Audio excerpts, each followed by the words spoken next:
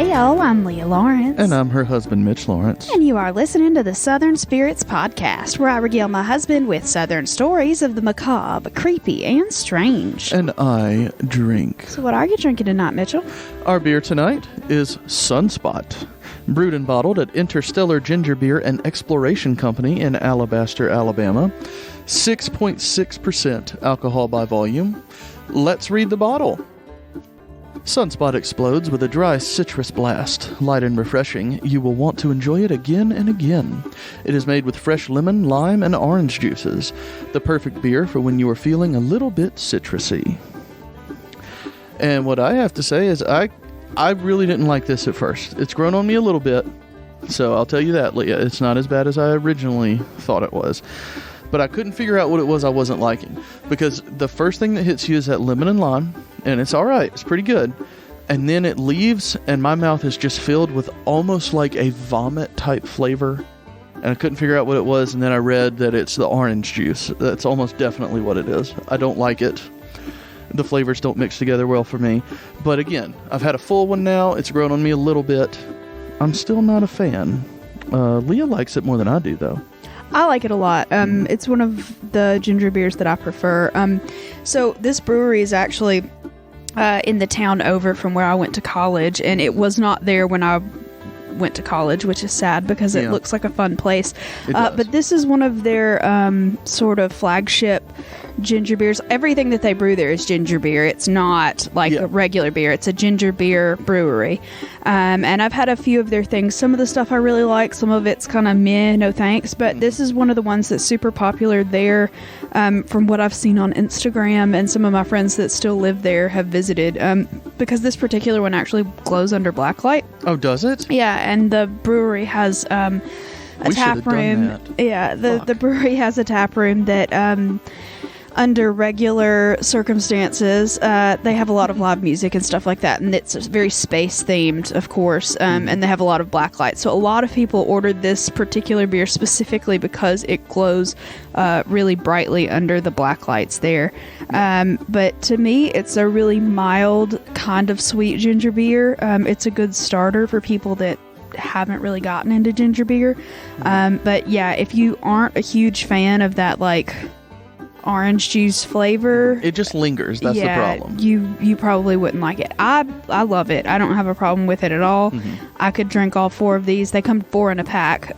No problem. But like I said, this is more my taste. Kind of bitter, herbaceous, you know. Yeah. You would be absolutely smashed if you had all 4 of these. They're 6.6% each. Yeah. They're strong.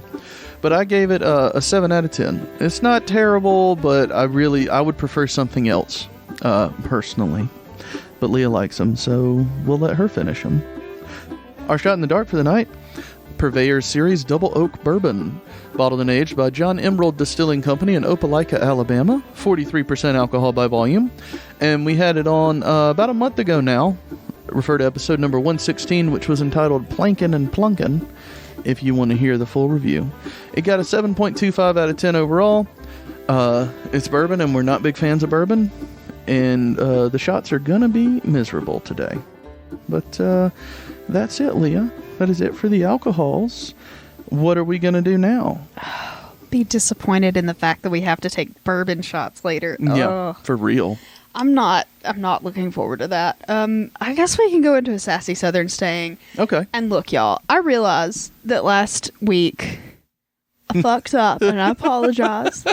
I even had a couple people on Instagram be all like, I think it was someone said that I don't remember what they said exactly, but it was like a real quarantine mood, you know. Yeah. I love y'all, but fuck it. Yeah. So I apologize. I've done my best to bring you. Too. I've done my best to bring you a new one. So I've Google searched the entire, all of my notes of. So we keep all of our notes in a Google Drive, and I Googled it. You know, I searched everything for the keywords of this phrase, and I haven't found it any other place. So hopefully This is not a repeat. So are you ready for a fresh, fun, new, sassy Southern saying? I hope it's new. Okay. Well, fingers fucking crossed, man. Okay. No promises. All right. So this week for our sassy Southern saying, it is, he don't know shit from Shinola. Oh, no, I have no idea what this could be. Not at all. I've never heard that. What does it mean, please? So he don't know shit from Shinola also has something that you can tag on at the end. Some people only say the first part, which is what I've heard just in my life. He don't know shit. The second half is he don't know shit from Shinola, and that's why his shoes don't shine. So Shinola is actually a brand of shoe polish that was really popular back in the day. It was established in 1877, founded in Rochester, New York, as the American Chemical Manufacturing and Mining Company. But they produced the shoe polish for a long time, and it was a very prevalent brand down south and honestly across the United States. So Shinola is shoe polish, and if he doesn't know shit from Shinola, he might be shining his shoes with feces. Oh, okay. I get it. Gross. Yeah. Fucking gross. Okay. Yeah, it's gross, but that's what it means. And you'll hear a lot of cranky older folks around here saying stuff like that. They don't know shit from Shinola, so that's real where gross. That phrase came from. Ugh. Him. Jesus Christ. Well, all right. Well, let's take a moment here. Okay. Because I want to do a little bit of an announcement here. It's not directed towards anything or anyone, just kind of an overall thing. If you've been with us for a long time, you know that we started this show because Leah had a desire. Leah's a creative, and she had a desire to get out those creative urges, and I had a desire to try to be funny. Right? We wanted to enjoy ourselves doing this show a lot. I've always held comedy in a very high regard. Like I consistently see comedians as fun people, intellectual, especially enjoyable, and I had a selfish urge to feel that from other people, I guess you could say. So every time that we start an episode, my number one goal is to make myself and my wife laugh. As much as we appreciate and love our listeners, I just want everybody to know that audience enjoyment ends up being a byproduct out of what we do. Okay? We are here because we enjoy doing this. And if you don't find yourself funny, how can you expect to make anybody else laugh, right? It starts here, it blossoms out. It trickles down, if you will. Is that too bad, Leah? Yeah, it doesn't work that way.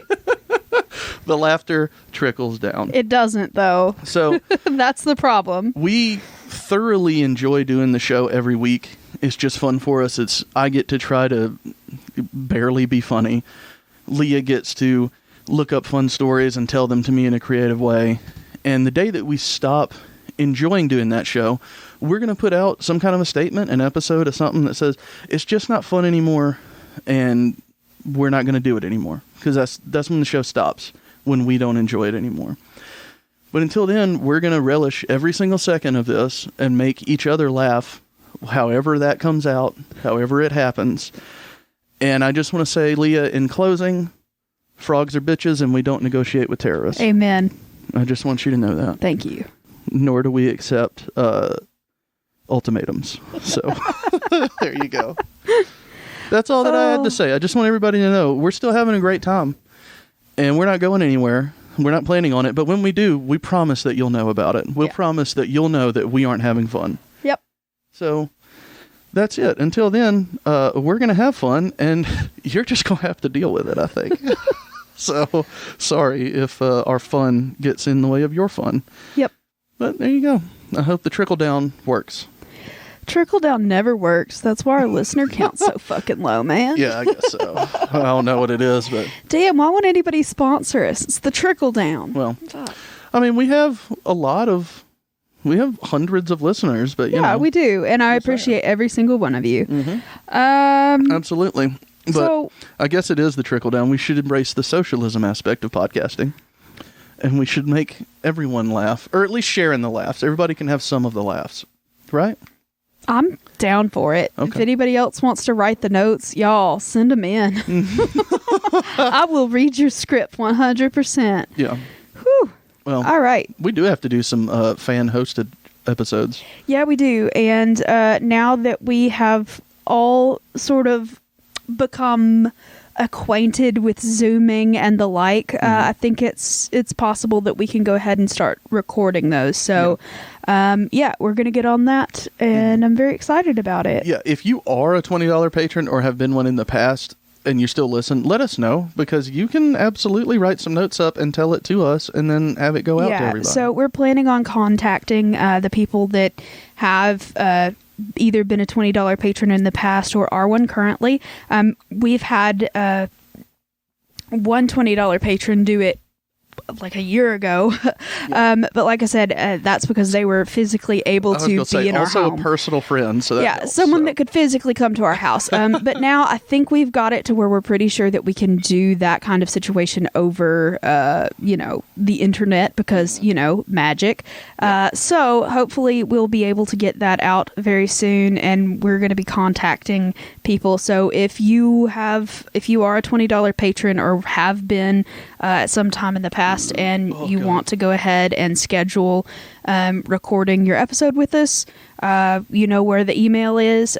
Email us, or like I said, we will be reaching out to you directly. So it might take a week or so, just because I'm still working for the state and Mitch is still working for the state, and we're still in the middle of a global pandemic. So issues, we apologize, but we're hoping to get all of that stuff together very immediately. So look forward to that. I'm much looking forward to it. Is that the word I wanted? Probably not, but let's keep going. Much looking forward. All right, so are you ready for our very first story of the evening, good sir? I sure am. All right. I sure am. Okay. Well, we are going to be talking about the murder of Reverend Willie Maxwell. Oh, interesting. Yes.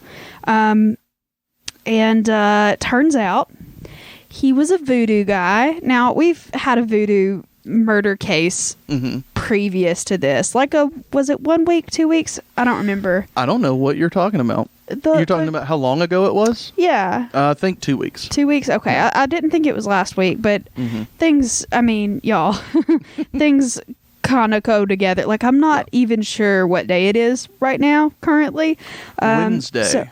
Good to know. We're recording ahead of time. Woohoo! So like I said, I only leave the house to go to the grocery store and the gym. So, I don't and that's know. by design, goddammit. Very true. I don't know how you're getting out of the chains, but I'm going to figure it out. No, I'm just, I'm very sort of discombobulated when it comes to what in the fuck's going on lately. So I don't remember exactly all of the stories that I've told in the order that I've told them. But anyway, so this is not like that previous voodoo murder case where basically the girl made it all up and there wasn't really that much voodoo. Like, there's a pretty good substantial amount of voodoo in this one, but also voodoo probably wasn't what killed these folks. So, let's get into it. I'll be the judge of that. All right. So, Thank you. In the 70s in Alabama, there was this man, and his name was the Reverend Willie Maxwell. This man. God. And he was, in fact, like an ordained minister, but he also was known to be a practitioner of a type of voodoo, whether it was spiritual voodoo, like it's practiced as a religion in some places, or if it was just like he had a bunch of chicken blood and wanted to fuck people up. I'm not sure. I don't know how deep it was. You know what I mean? I was going to say, what are you talking about? Well, I'll get there. He's a weird character. But he was very well known around the neighborhood and the community that he was a creepy motherfucker, and people did not like being around him, and there was a good reason for that. So after he died, people did a bunch of interviews and stuff with him because it became kind of a high-profile thing. A lot of the information that I'm taking this from was from a New York Times article that was written at the time of his death. But when they cleaned out the house that he had been living in, they found all sorts of ritual voodoo gear. They had lots of chicken blood in jars, human blood in jars, like all sorts of different Like to use for sauces? Maybe. I don't know. What are they doing with it? He had, quote, jars with love, hate, friendship, and death written on it with people's names in it. They said that... He had others with John, Michael, Luke, and John on the other side. They said that he was known to live in a home that had pecan trees surrounding it, and for whatever reason, he used to tie his chickens in the pecan trees because they would keep the evil spirits away. And then he was known to take chicken blood and paint it on his doorsteps, and he said that that was to keep people away, which, okay, granted, if I saw chicken blood on someone's doorstep, yeah, it's keeping me away, personally. How did he know it was chicken blood? I don't know. This is just what, like I said, the story from the New York Times said, and people interviewing about this guy. So he was a kooky dude, a little creepy, and people, when he was in the area, generally went inside and decided that they didn't want any part of it. And he had been a minister several different places, and he ended up getting kicked out pretty immediately after the congregations figured out that he wasn't a normal Southern preacher. He was... chicken blood. Yeah, chicken blood. He was incorporating chicken blood. Little dark arts. Let's say blood, because I still don't know how we know it's chicken blood. And once again, like, if that is your religion and you're practicing it as that, okay, fine, whatever you do, you bro. But like the Baptist congregations were a little side-eye about that kind of thing, you know. Question: if you're a Baptist, can you drink chicken blood? Only if it's been fried first. Yeah. Oh yeah, fucking absolutely. Like, you just show up to the Baptist potluck. I brought the chicken blood.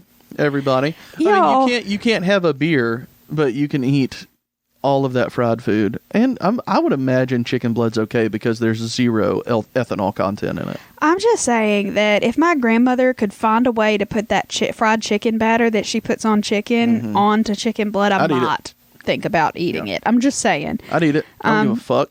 That stuff is so good. It really is. So anyway, like I said, he was pretty well known as a spooky dude in town, and people just did not enjoy being around him. And a lot of that isn't so much the voodoo as that people in his family and around and associated with him end up dying in weird and mysterious ways and very suspect ways. And that is probably more to the point of why people were a little freaked out for him to be around. Okay, it's not the chicken blood. It's not the chicken blood. It's the he murdered a bunch of people thing. Okay. Yeah, there you go. That's what I'm saying. This sounds like it's probably people blood. I don't understand where the chicken blood thing even came from, because they saw it in a jar labeled chicken. Well, no, I mean, maybe that's the sauce he dips his chicken in, is human blood. I think that once they came to clean out his house, there were implements and there were lots of chickens, and they put 2 and 2 together. I don't know. Saying. I'm just telling you what the 70s article from the New York Times was telling about his chicken blood, all right? Well, whatever. Yeah. So he, turns out, had quite a few family members, like I said, die in odd situations. And it turns out that he had been secretly taking out mail order insurance policies on all of them. Oh, hello. Yeah. So his first wife was found behind the wheel of her car, beaten and strangled to death in 1969. And he did, in fact, get indicted for her murder, but the state had one principal eyewitness lady. Her name was Dorcas Anderson. And in pretrial, she was with the police, that she, testified, this is the guy, this is what he did, this is what happened. On the stand, she changed her story, and after the testimony had been given, he got acquitted of this trial. She married him. Oh, nice. Yeah. Nice. Yeah. She married him. I love this. So he got off scot-free. He had a really big, fancy attorney that was known as Big Tom Radney. So he... Radney? Radney. Okay. And so he got him off. He was apparently a really good criminal defense attorney. And so, he got him off. So that was the first one. Then in 1971, his brother, Columbus Maxwell, was found dead in a parked car, and it was attributed to alcohol poisoning, but there was some reason to suspect that he had been force-fed alcohol. So it wasn't like he was a drunk and got, himself in that predicament. It was to the point where he had been, I was going to ask how they had reason to suspect that. Mostly because I don't believe he was known to be a drinker at all anyway.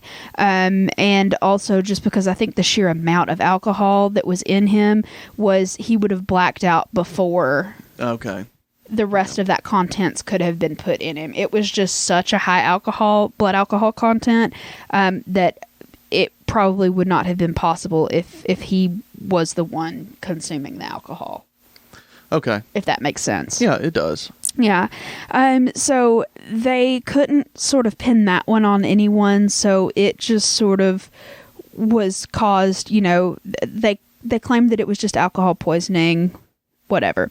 So then in 1967, Maxwell had a 26-year-old nephew, and his name was James Hicks, and they worked together on a pulpwood crew, which is, like a lumber job, and they pulp the trees to make paper. So they were, clearing trees, and turns out that guy was found dead after his car ran off the road, just mysteriously, and that one was chalked up to natural causes. Where's brake lines cut? I couldn't see anything in any of the reports that talked about that, but who knows. But he did have an insurance policy out on his nephew, which is a little weird. Why would he have that? That's fucking weird. Yep. And then 2 years after the 26-year-old nephew was found dead, Dorcas from the first trial, the one that he married, she was found dead on the floorboard of her own car. And the medical examiner called it acute asthmatic bronchitis. So she suffocated to death. But how did she suffocate to death? Her lungs stopped working, apparently, is what he's saying. Basically, that's sort of acute asthmatic bronchitis. This guy was in on it. Yeah. The medical examiner. The insurance companies paid out. Some of them weren't thrilled about it, but when they decided that they weren't going to pay out, that it was suspicious, he used his previous lawyer, Mr. Tom Radney, to, threaten him, basically. And Radney helped him collect, in today's money, I think over $500,000 from a collection of these policies. That is so much. Yeah. So then he finds another wife, and I don't think this one was on trial or was in a trial involved in anything, but her name was Ophelia, and she had some foster children that she had adopted, and one of them, her name was Shirley Shell Ellington, and she was 16 years old. And she ended up, it was June the 18th of 1977 was her funeral, and she had died a week before. So I guess on the 11th of June she died. So she was found dead beneath a car about a mile away from, their house.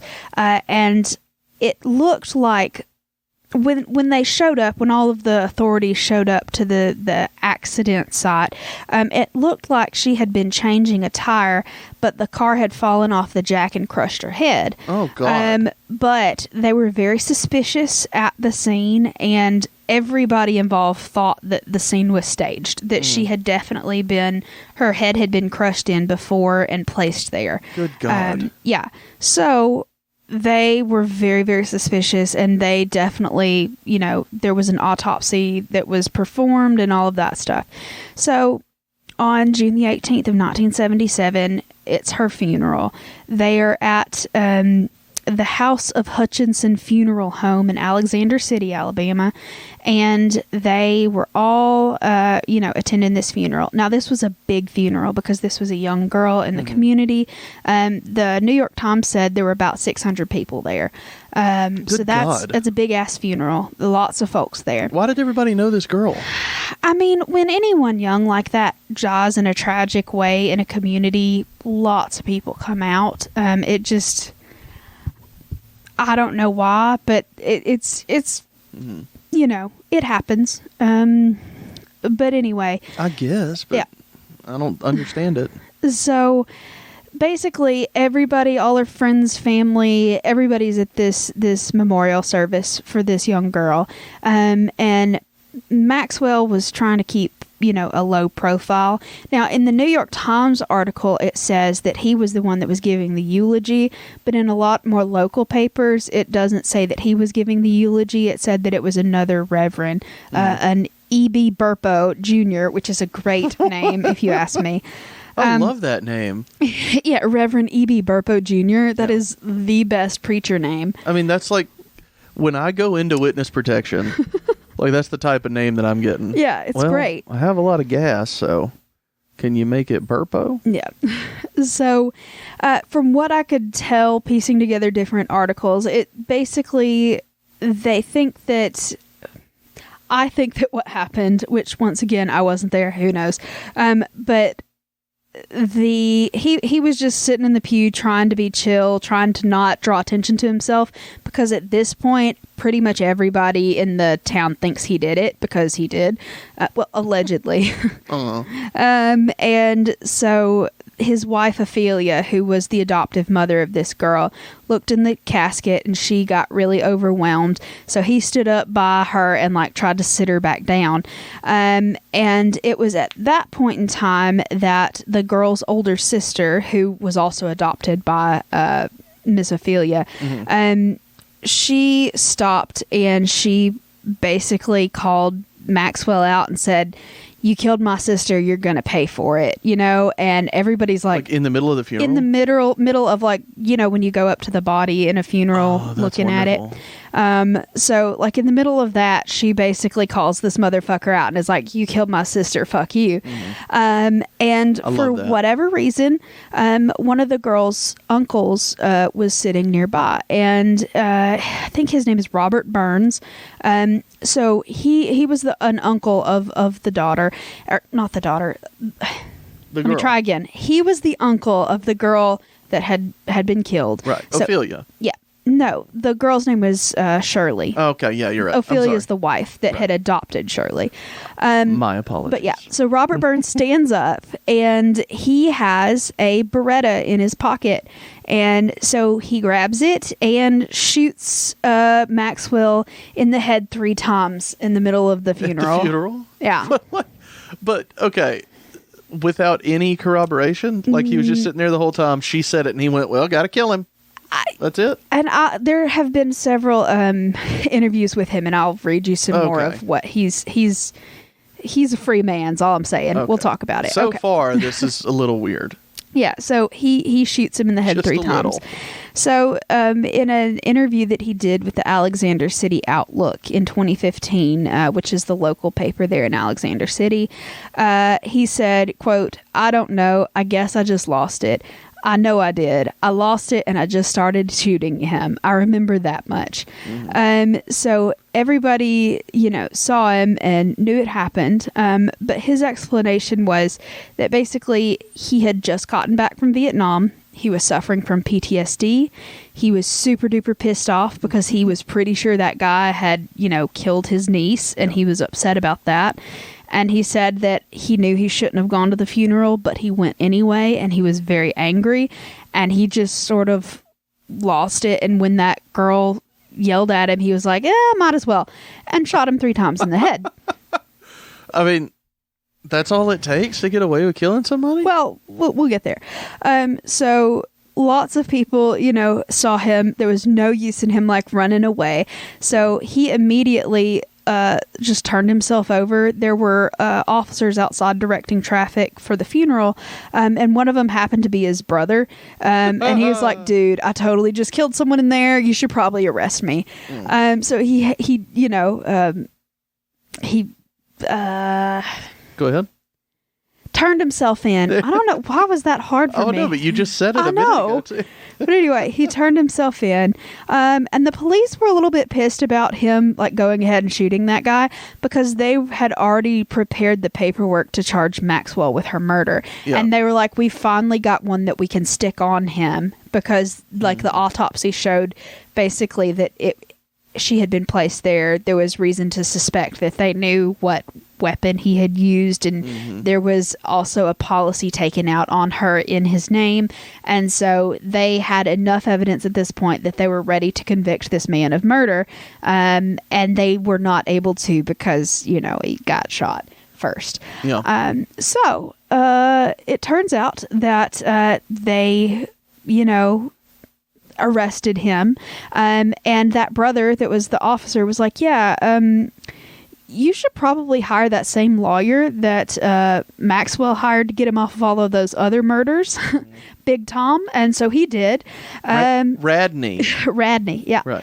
And I remember that. Why? Because when you said it the first time, I thought about that meme where it says Daniel Sadcliffe, and it's a picture of Daniel Radcliffe overlaid against just a plain cliff, like out overlooking an ocean. And then next to it, it says Daniel Radcliffe, and he's got a big smile on his face. He's wearing a backwards hat, and there's fireworks and shit. Yeah. And I just remembered Radney, and I was thinking about a knee with a backwards hat and sunglasses. All right. Well, that was a tangent, wasn't it? Yeah, it was. That man had one rad knee and one sad knee. Oh, sad day. I have one sad knee. Yeah, you do. The other one's also sad. Your knees just kind of suck all around. Yeah, exactly. You have two melanchonies. Oh, shit. That was bad. That was really real bad. You might want to cut that out. Anyway, so he basically did hire that guy, and he was acquitted. So they did an insanity defense, and the jury basically was like, yeah, he was crazy. So they sent him to the state hospital for, several weeks, and eventually the state hospital was like, yeah, no, he's good. And they let him go. So he's free to this day, no problem. Everybody in the community, everybody on the jury was basically like, should he have shot him? Probably not. But did he have real good reason to? Yeah. I mean, I guess so. And so they basically acquitted him of that crime. So shot in the dark. Oh, it's time. It's time. Hold on. What? Gotta get a new app. A famous literary figure was in the courthouse the day that he was acquitted of that crime. So they also became very obsessed with creating a story based on that story. Okay. So who was the author? Was it A, Harper Lee, B, Truman Capote, or C, Tennessee Williams? All right. For anybody that doesn't know, Harper Lee is from this area of Alabama that she's speaking of right now. So I'm going to say no on her because she really only wrote To Kill a Mockingbird. Or To Kill a Mockingbird, is that it? Yeah. Okay. I don't know why I thought that was Maya Angelou for a second. No. Cage Bird Sings is what anyway. Yeah. Same bird, different thing. Yeah. Truman Capote wrote In Cold Blood, which was a fictionalized version of a true crime story similar to this. So I'm saying not him either, and I believe it's Tennessee Williams. You're wrong. God damn it. Ugh. All right, let me find the buzzer. All right, what was it? Who was it? It was Harper Lee. I didn't know. Yeah. I really wouldn't have thought that. Like, my English teacher in 7th grade was, like, best friends with Harper Lee. Yeah. We never got to meet her or anything, but, like, she talked to her all the time and went to see her and all that shit. Harper Lee was very famously reclusive when it came to that kind of thing. And so, like, unless you immediately knew her, like, she didn't really make appearances. She didn't sign shit. She just liked to stay at her home and count her own money and just, like, have a nice, chill life. You know what I mean? Yeah. The only thing that she published during her lifetime was To Kill a Mockingbird. That Purveyor series is terrible. Yeah, I know. That's why I'm so glad I'm not drinking it. But basically, they most of her papers, I think, were sealed after she died. Like, her estate hasn't released anything except that awful prequel book that they published. Yeah. Go Set a Watchman or something like that. Go Tell a Watchman or something like that? Something like that. And she specifically did not want that published, period. No, they were trying to make money off of her name. Basically, yeah, it was a money grab after she died. But a lot of her friends know that she was very, very obsessed with this particular case. I didn't know that. Yep. And she tried for years and years and years to write something about this particular situation. And a lot of her friends still believe that there's a manuscript in her personal paper somewhere about all of this stuff. And it was covered by like a book, I believe, by someone named Casey Sepp or Kep. I'm not sure how you pronounce that last name. It's CEP. But they did a book called Furious Hours, and it is just sort of a story about, her involvement with that case and how she became obsessed with it and that kind of thing. So it's a really interesting thing. There are several articles that came out about the sort of parallels between, Harper Lee and this story. The New York Times has a good one. The Boston Globe has a good one. So if you're interested in that, if you're a Harper Lee fan, it was a neat thing.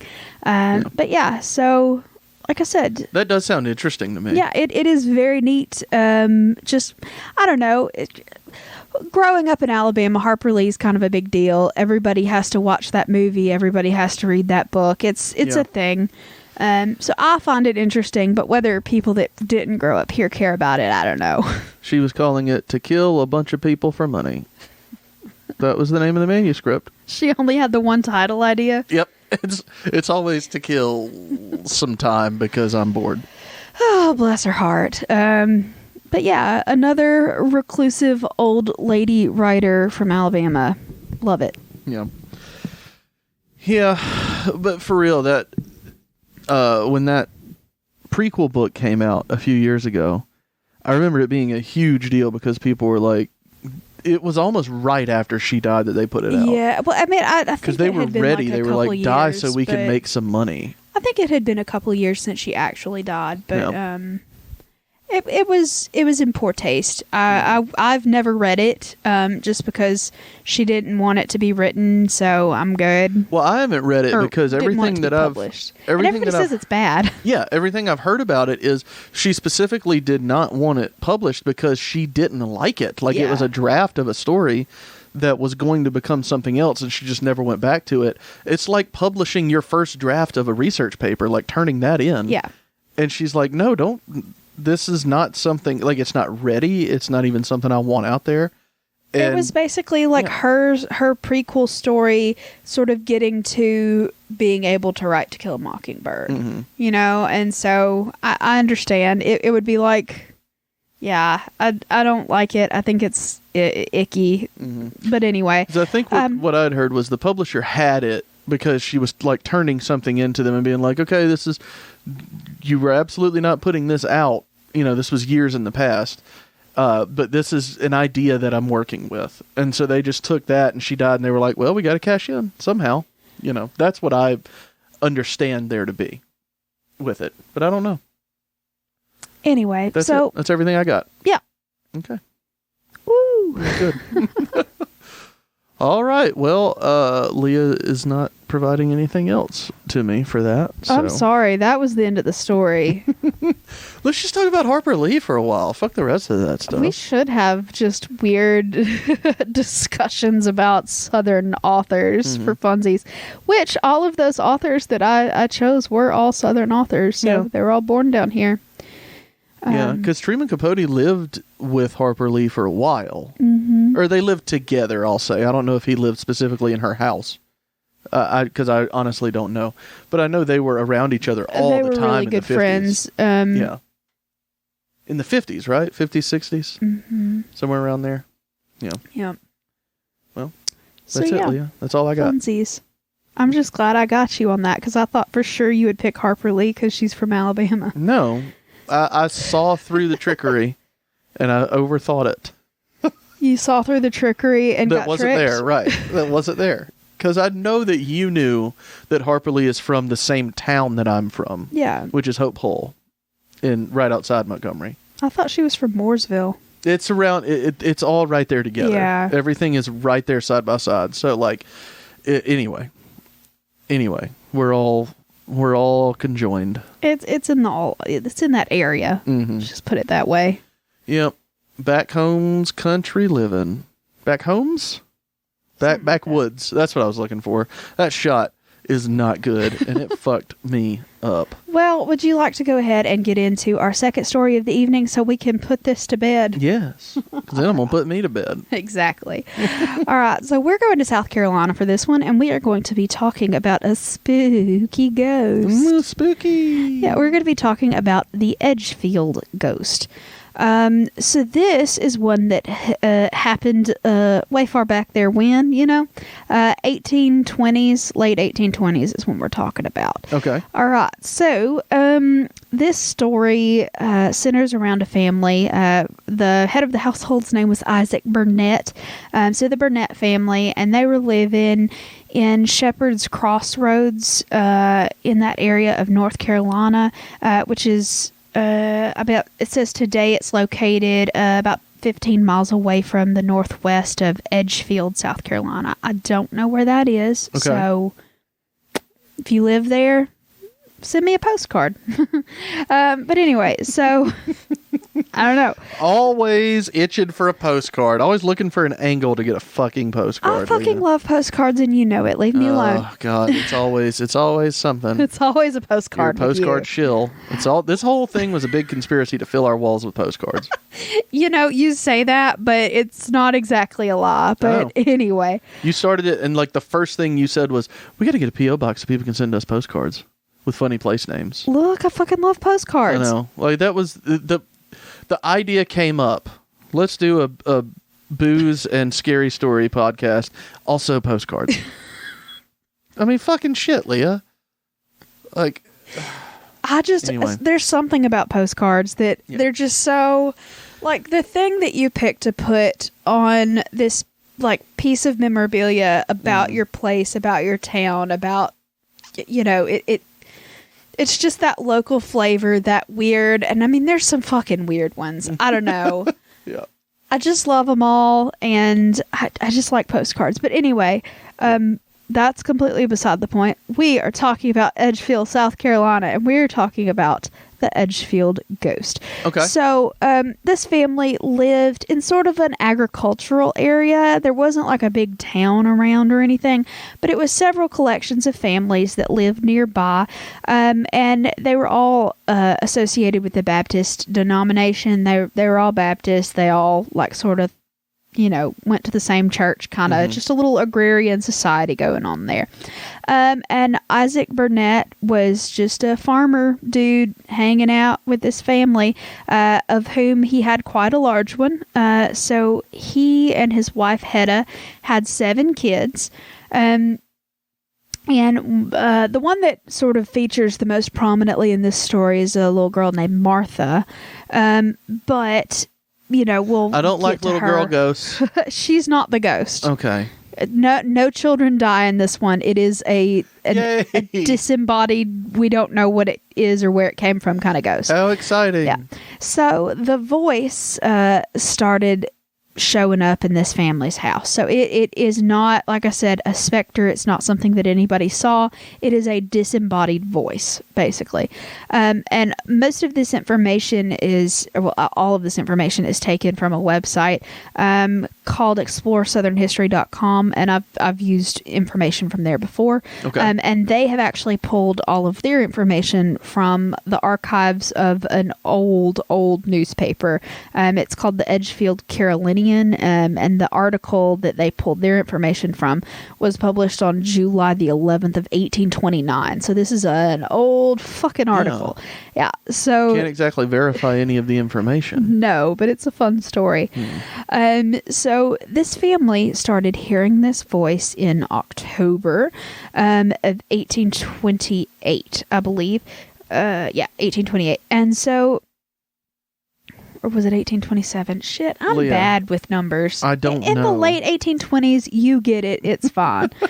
It was a while ago. Figure it out. Way back then, it'll be fine. Yeah. So they started hearing it in October, and it was imitating different noises around the house.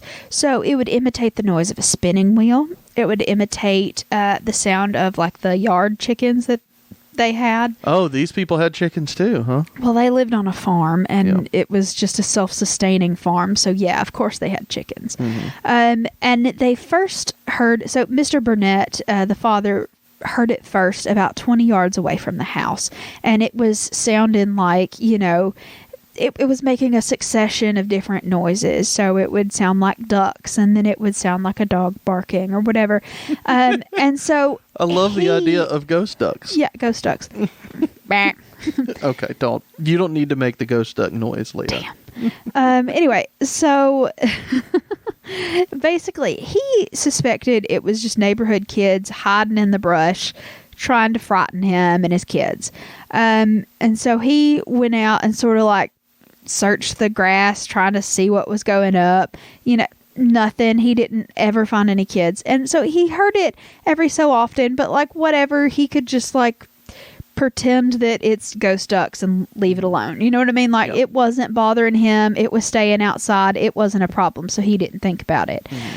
But it was soon after that sort of started happening that motherfucker moved in the house. So it was... The ghost duck? Huh? The ghost duck moved in? The ghost duck. It moved in. Yeah. And they started hearing the noises from the loft of the house. So he thought that it was probably a bird that was up there. Maybe a bird was imitating noises. Ravens can kind of do that. Mm-hmm. Parrots, which I don't know where you would get a parrot in 1829, but it's a thing. Fun. Could be a parrot, could be something. So he's like, I think it's a bird. So he sends... Our dogs are barking. Sorry. So ahead. He sends one of his sons up to the loft to sort of just like flush the bird out, send him with a towel and like whap it at it, Yeah, that'll do it. Yeah. But they went upstairs and they didn't see any birds. There wasn't anything up there, and so they're like, that's weird, but whatever. So they come back down and they keep hearing that noise up in the loft, and they couldn't see where it was coming from, couldn't find anything that was going on. And eventually the kids started having fun with it. And one of the little boys was like, I'm pretty sure if we just talk to it, it'll talk. You know what I mean? Like, I think it talks. Yeah. I don't like this at all. So they start asking it questions. And after they start asking it questions, it starts whistling back at them. The ghost whistles? Yeah, the ghost. It doesn't have lips. How's it whistling? That kind of stuff. Like little, it doesn't have lips. Little bird whistly kind of chirps and stuff. So eventually, the kids keep talking to this voice, and the family keeps listening to it, and eventually it starts speaking, like back with words. Yeah. And so obviously if you've got a weird ghostly voice in your house, like we've had several stories of families with weird ghostly voices in their house in the past. Yes. So yeah, as it always happens with stories like this, the news of this spread far and wide very quickly, and the neighbors start showing up like, hey, we want to hear your ghost duck, And no. So fuck off, Reggie. You can't come in and listen to the ghost duck. He's playing with the kids right now. So one of the neighbors that shows up is a man named James Shepherd, and he was, quote, a pious and worthy citizen. Oh. So he was a state legislator at the time. He was a veteran of the War of 1812, and he actually ended up, one of his kids became a governor of South Carolina. So he is a pretty prominent dude at the time. Okay. And anyway, he was one of the first people of note to come talk to the ghost. And like, he knew this family too. It wasn't like just some strange rich dude shows up and says, let me see your ghost duck. No, he was like their friend and their neighbor. And he was like, hey, are you okay? Do you need me to talk to your ghost duck? And they were, yeah, please come talk to our ghost duck. I took some classes on ghost duck intervention. I just want to help you with your ghost duck problem. Yeah. So he started asking it questions to, quote, ascertain the extent of its knowledge. So he asked several different people, or he asked the thing about several different people. He asked him, hey, do you know our neighbor so-and-so? How many kids do they have? How old are they? And it knew. And so he asked him, well, do you know my name? Do you know how many kids I have? And it knew, and it told him. And so he was like, that's fucking weird. And so he starts talking more and more to this thing. And he eventually says, hey, why are you here? What did you come for? So shot in the dark. Oh, no. I have to pick what the fucking ghost showed up for. I got it. Ghost bread. It came for ghost bread. Don't even finish the fucking question. From the ghost subway. I love it. Ghost ducks love ghost sun chips. Oh. All right. Why are you laughing so hard, Leah? Oh, my God. I'm sorry. That was a lot. Yeah. Okay. All right. Let me just... All right. You want the shot? That is not the question. Ghost sun chips is not the answer. Damn. Okay. So, shot in the dark. When Mr. Shepherd was interrogating the voice, he asked why the spirit had come to live in the Burnett's house. What was the spirit's answer? A, because the house is nicer than the barn. Mm-hmm. B, because it had nowhere else to go. Or C, because its own home was devilishly hot. I mean, B is just stupid. I got no place else to go. I'm a ghost duck. No one will have me. Let's go with the devilishly hot. You're incorrect. It's B, because it had nowhere else to go. Oh, Leah, what a fucking lame-ass question. Oh. Good God.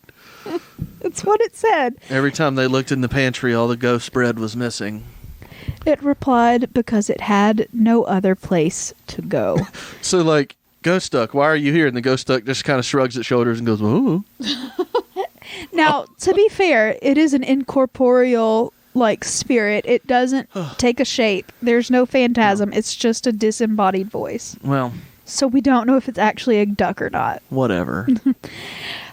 So then he asked it, after the because I have no place to go, he asked it, do you intend to do this family any harm? And the ghost duck was like, no, I love this family. They're great.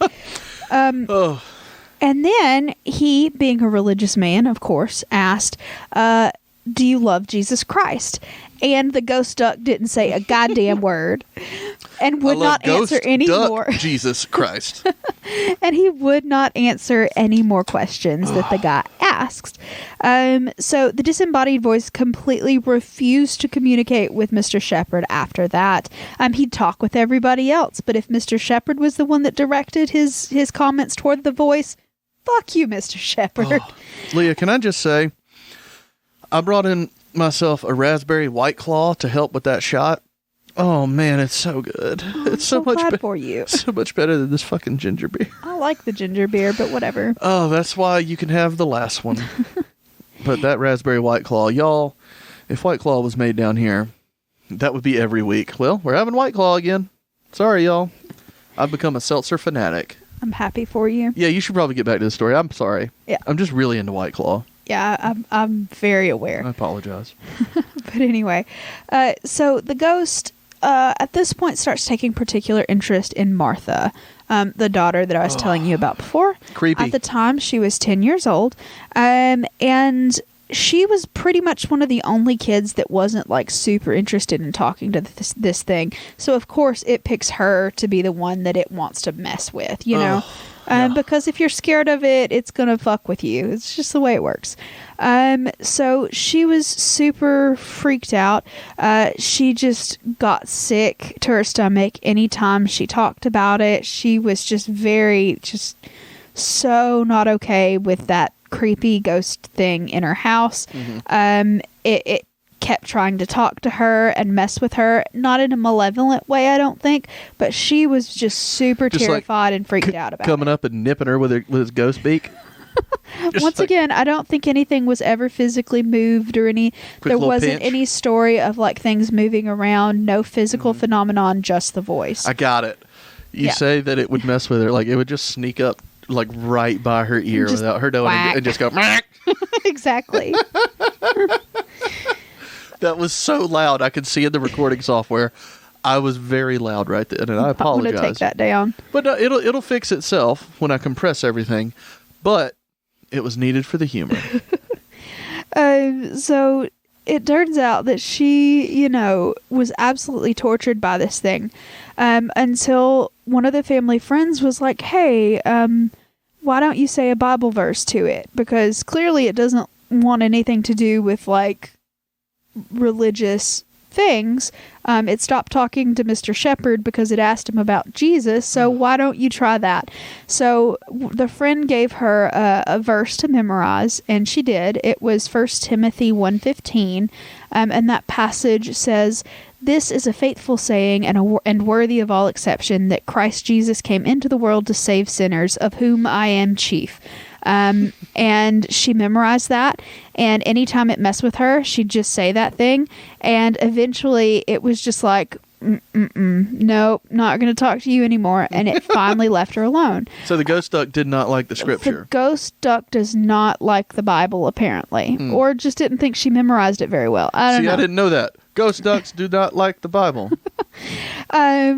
So basically, they realized that, like I said, any kind of religious and Christian iconography of any sort, just it hated it, didn't like to be around it. So eventually, the father, Isaac, placed a Bible in the loft area where the voice was coming from, and just thinking, hey, what's this going to do? This'll work. And eventually the sound was heard coming down out of the loft into the main room of the house, and it said, hey, I'm leaving. And they asked, why are you leaving? And it said, I can't stay here. And so it got out, and so the Bible worked. Apparently, so the ghost went away from the Burnett home for 2 weeks, and during the 2 weeks, it made visits to a bunch of their neighbors who had been over to the house and spoke with it before. So it set up residence in other people in this neighborhood's home. Like, for 2 weeks, just taking a little visit because it was mad that they put a Bible in its house. Trying everything out. Yeah. Did you not know that you had a ghost Airbnb up in this bitch?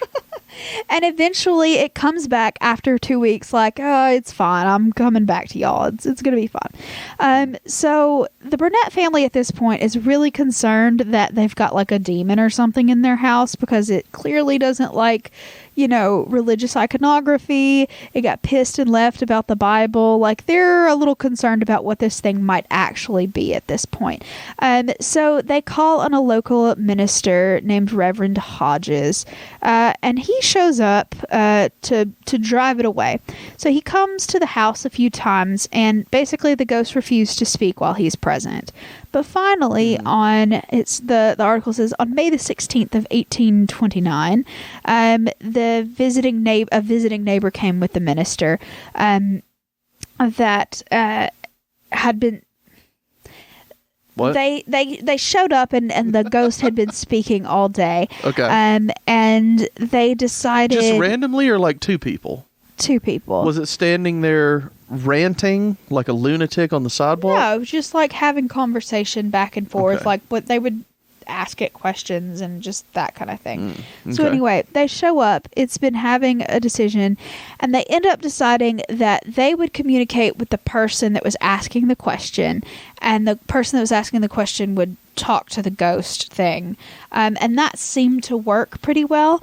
They said that they couldn't, it wasn't as clear it was as it normally was with the family or with some of the other neighbors, but they could hear words every so often, and the family and some of the neighbors that had been around to hear it more often could make out more of the words. And so they sort of had a short exchange back and forth asking about its nature and that kind of thing, and eventually the Mr. Hodges that was there to quote, drive it out. He said to the ghost, I've come to drive you away. That's what I'm here for. And apparently the ghost said, do if you dare. And so that's a little spooky. But anyway, I don't like that. At that point, he started the Reverend starts speaking to this voice directly, and the voice has started having a conversation back with him. So he's finally talking to this preacher that he's refused to talk in front of for several visits at this point. Okay. And so the article didn't really say anything about what they were discussing specifically, but it took a long time. It said that this discussion between the minister and the voice lasted about an hour. And it says at one point, the Reverend Hodges asked him to whistle a song. And the ghost said that it didn't know any songs, so no. And the Reverend Hodges said, I can teach you one. So he starts whistling a hymn. And the ghost said, that's not okay. We're not, no. Excuse me.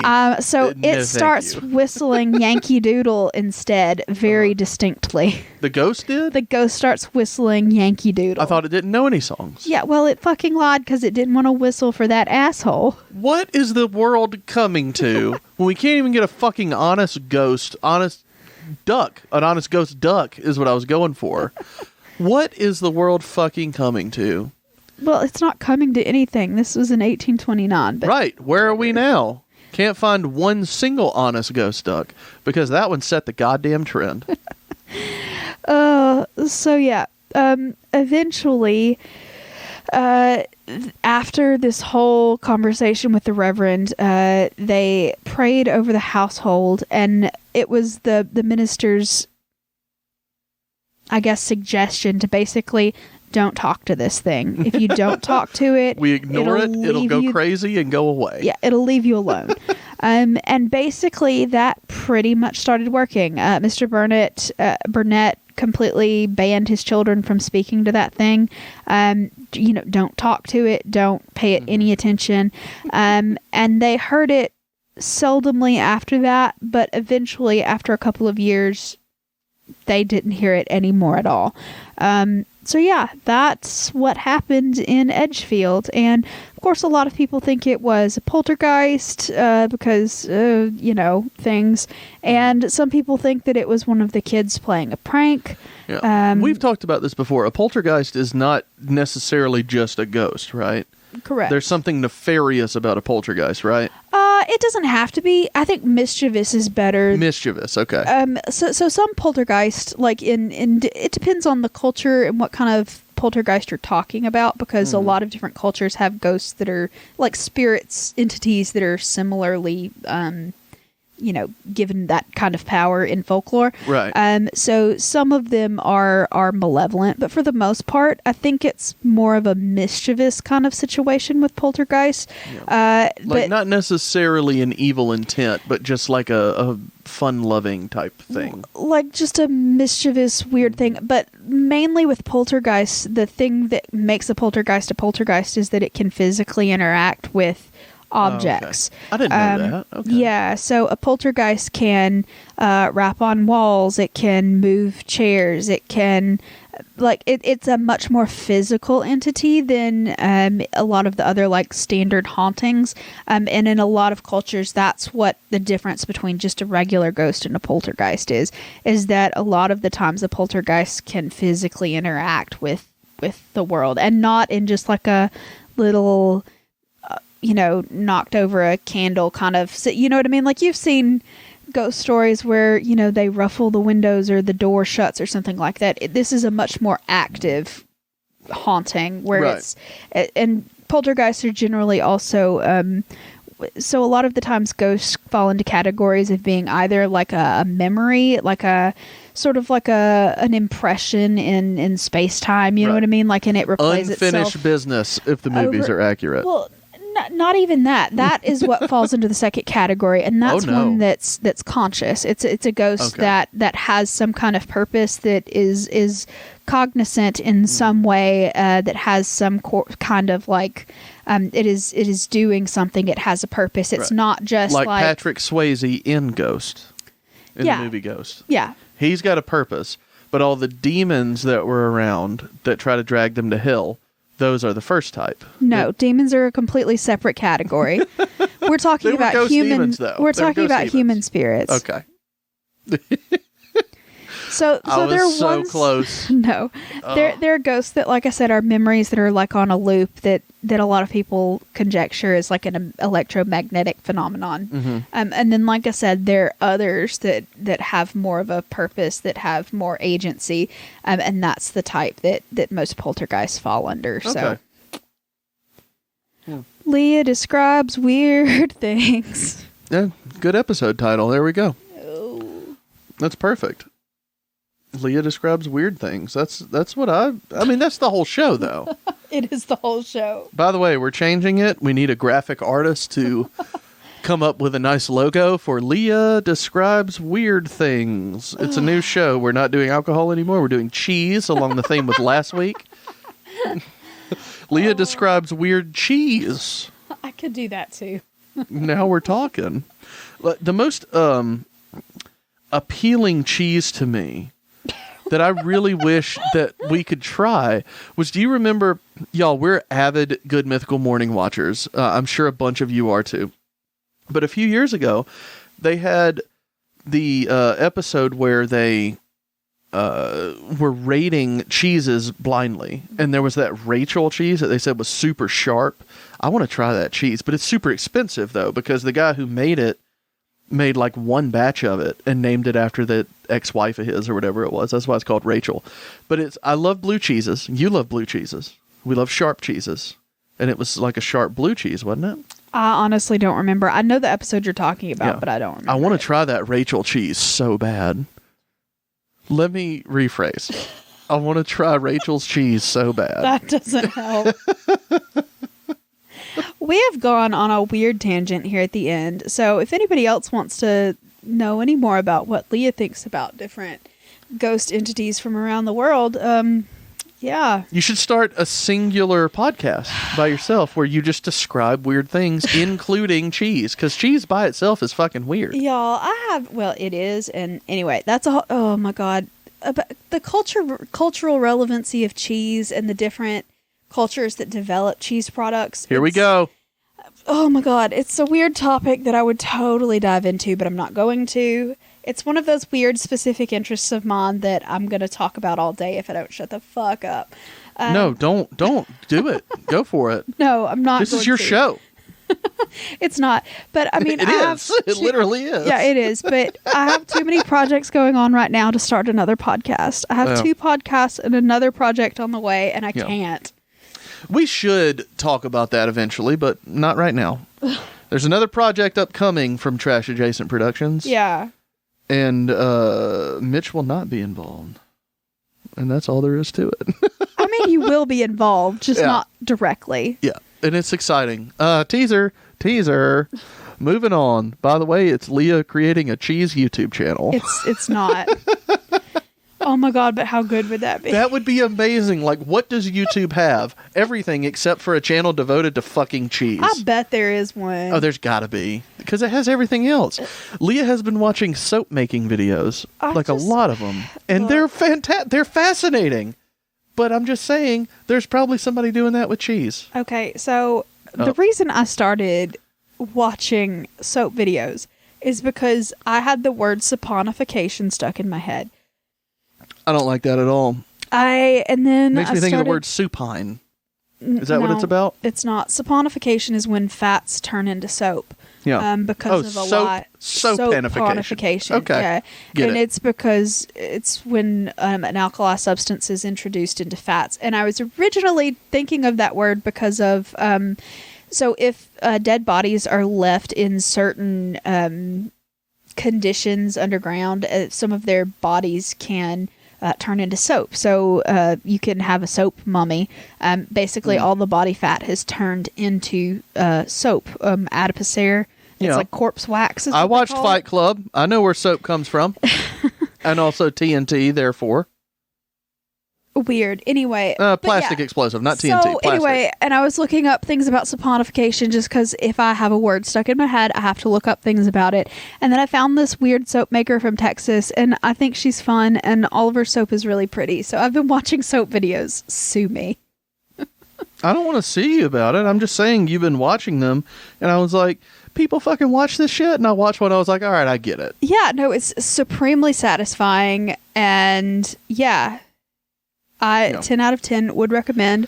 Well, Royalty Soaps on YouTube. Y'all, if it was just cool. soap cutting, I would watch the fuck out of that. Oh, there are channels for just that too. But this girl actually has a soap company out of Texas and she makes like artisan soaps, and it's really fun to watch. And she's got 2 cute kids and a fuck ton of siblings, and I love it. Yeah. Oh, she has... Well, see, I haven't seen all of that. I've just watched, like, one thing of her dolloping flowers onto her soap. No, she's got, like, 9 brothers and sisters, 2 kids. Let's stop. I'm so glad you haven't said her channel, because she gets, like, 4 million views. No, anyway, I did. I said Royalty Soaps. Oh, okay. Well, either way, they're not associated with us. Oh, definitely Stop not. Promoting Absolutely these people. not. I'm sorry. I like to watch weird YouTube channels. I'm the one that I brought it also up. like to watch miniature makers. So people that make mini landscapes and stuff like that. And like I'm super obsessed with that as well. I actually want to make that though. The soap I have no... That's another thing. Like, you just bought tools to try that yourself. Yeah, so, yeah. you know, get out there. I'm totally actually going to do the miniature landscape work. Hashtag Leah's miniature cheese. Yeah, so like I'm totally going to do that one. But the soap making isn't because I want to learn to make soap. It's just because I find making soap a fascinating process. It really is, though. But it seems expensive and lye scares me. So yeah, I don't want any of that shit in the house. So.